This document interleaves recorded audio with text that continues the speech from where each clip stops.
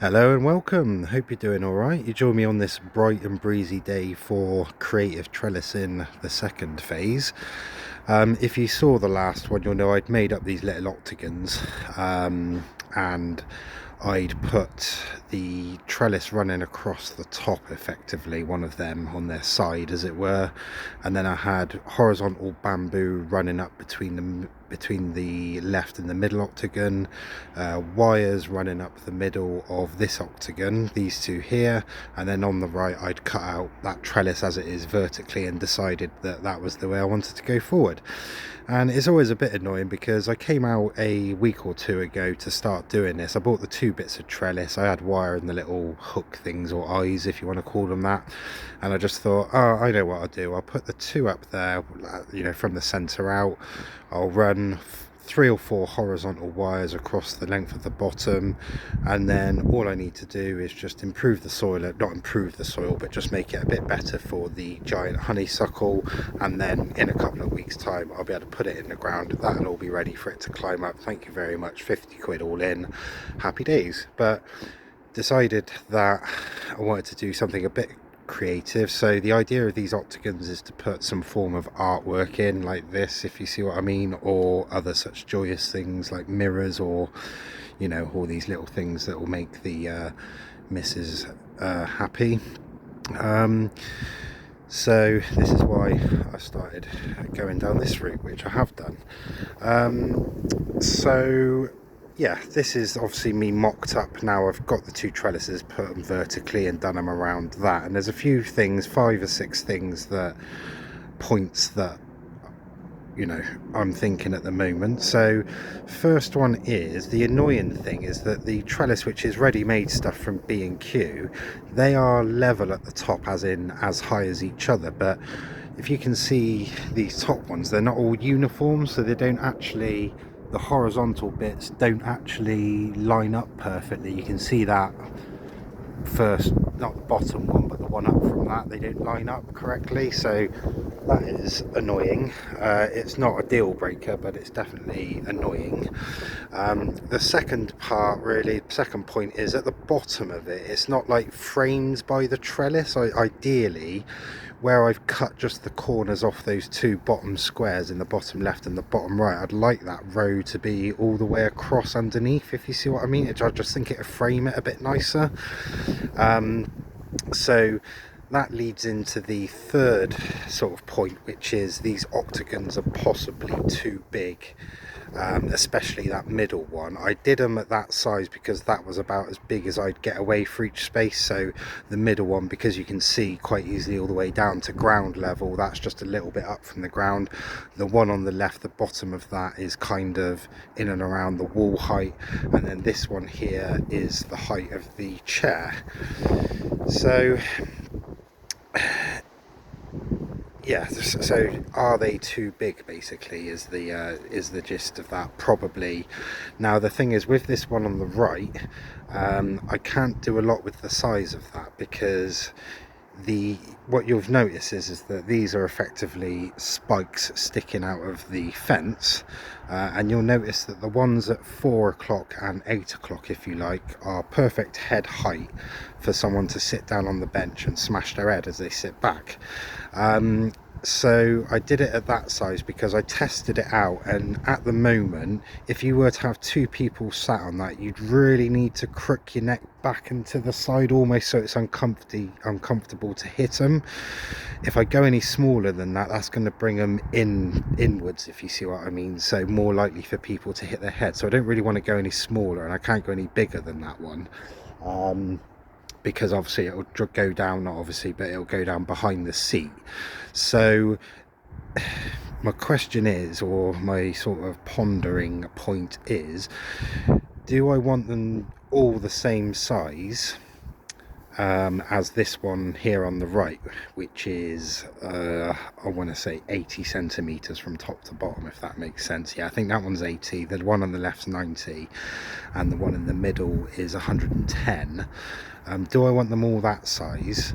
But the thing is, I quite like the idea that they're not the same size, because you know, then it means I can get different things in it, I get different effects, and it just adds to it. So yeah, I may even put a couple more of these, you know, like one more of them over there behind the bamboo, and then possibly that centre that hasn't got any fence on it, sort of the one directly behind the insetti as we're looking at it, when I get that, maybe one there just where that, to the right of that hydrangea, you can just see in the background to the left of that leaf, and then another one in between the two hydrangeas. One of them's bang in the corner over there, and the other one's you can just see it there behind the climbing frame, so sort of, you know, in and around there. That would be a nice theme going around the garden. So do I want these to all run at, do I want them all to be the same size, and do I want them to run at uniform height? Or I could possibly mess up the heights, but the only thing is that I want to keep the amount of trellis above it. So if I say, that would mean making this middle one really quite small, if you see what I mean, because I don't want to take up that bottom row of squares. So yeah, a bit of a pondering point on that one. So yeah, the next thing as well is about my view for my evening seating area, which is going to have this scented jasmine being blown down onto it in the evening when the flowers open. The reason I've made it so high is because if we look at that way, can you see the view I've got in the background? So the thing to make note of here is we've got the woods right at the back, we've got that run of conifer trees, the sun sets over there between those two houses, so it comes from the side of there, and it really looks good in the summer evenings.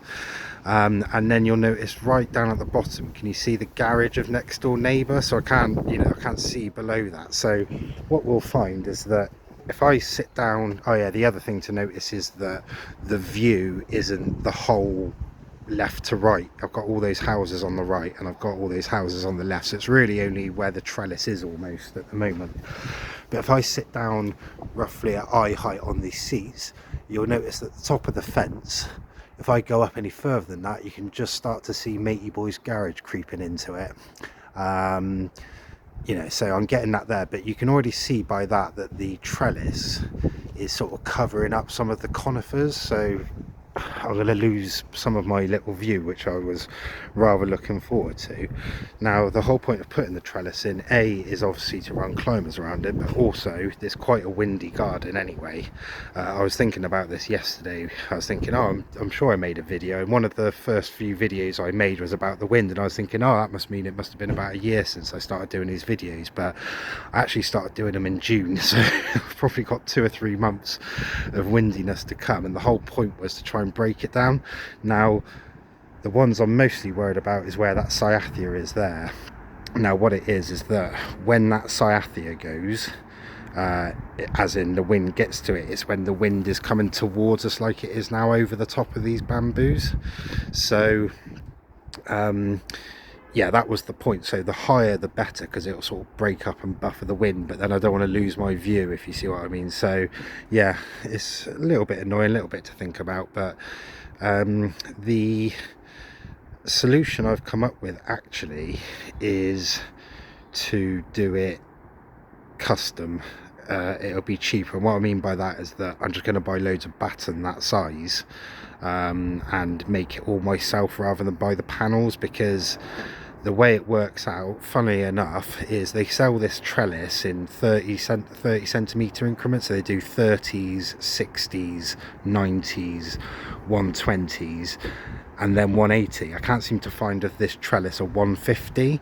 And just to be mildly annoying, or majorly annoying, from the right hand side of that trellis now to the corner there, can you guess how much that is? Yes, it's bang on 150 or thereabouts. And also, because that's dead in the centre, it's the same that size, and it's the only panel they don't do of that size. So what that basically means is that I'm going to have to either buy a 90 and a 60, or, you know, something like that. But the trouble is that if I put a 90 or a 60 butted up against that, the sort of edge of it isn't going to be in the middle of this, so it'll all sort of run it out of symmetrical. So what I'd need to do to get it symmetrical is put a 30 in, which will actually make that pretty much the equivalent distance on the right. So I'd have to get one of them battens, which is 2 by 2 inch, put another one the same sort of equivalence as that one we can see there, the vertical one to the right of the left hand octagon, do the same but to the left hand side of the right hand octagon. That is then 30 centimeters, and then I'd need to get a 90 that will go over the whole octagon, and then I'd need another batten on the right hand side of that octagon tight up against it, and then I'd put another 30 in the corner, and the same for that one over there. That would make it all uniform. But obviously if I'm going to do it custom, now what I was going on about is the price of all that. Those panels there, which are 60s, were 20 quid, so going off that, the 30s are likely to be 15 quid. I need 4 of them, so that's 60 quid, and then the 90s are likely to be 25 quid. I need 2 of them, that's 50 quid, so we're already up at 120, something like that, I would imagine, for the rest of that. And also I've already cut that, and I've cut it the wrong size because that octagon's too big, so I'd need 2 more 60s again, so we're up near 150. I've priced up all the batten, and I reckon for 70 quid I'll be able to get the batten to do the whole of that and that bit up there and possibly this bit here.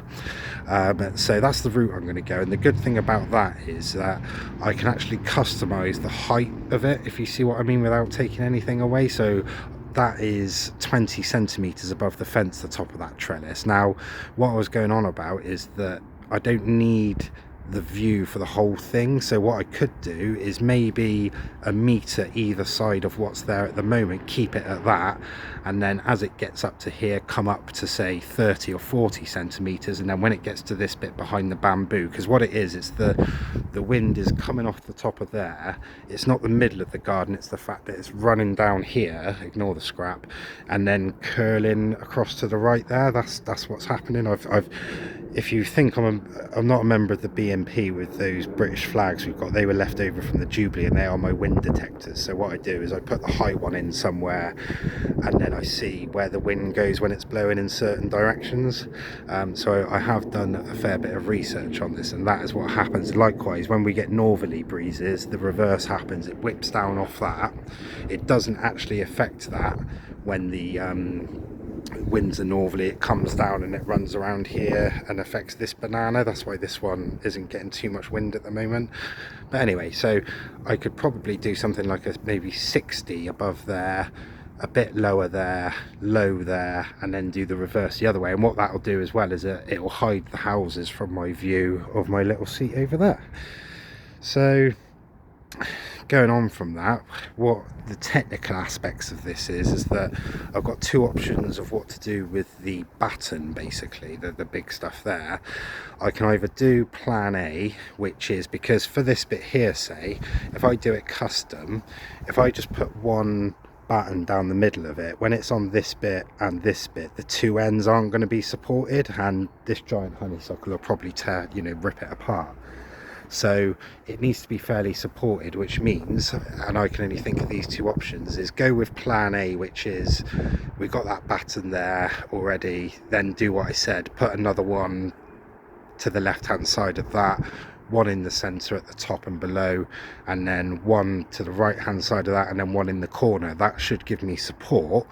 Or do I want to put the ones above the octagons in and then maybe frame the octagons with the batten, and then that'll mean I can sort of attach from the diagonal, so instead of it coming down like that and like that and then me going across them, do I build a batten there, and then I can attach them at both ends and not have anything in the middle, if that sort of makes sense.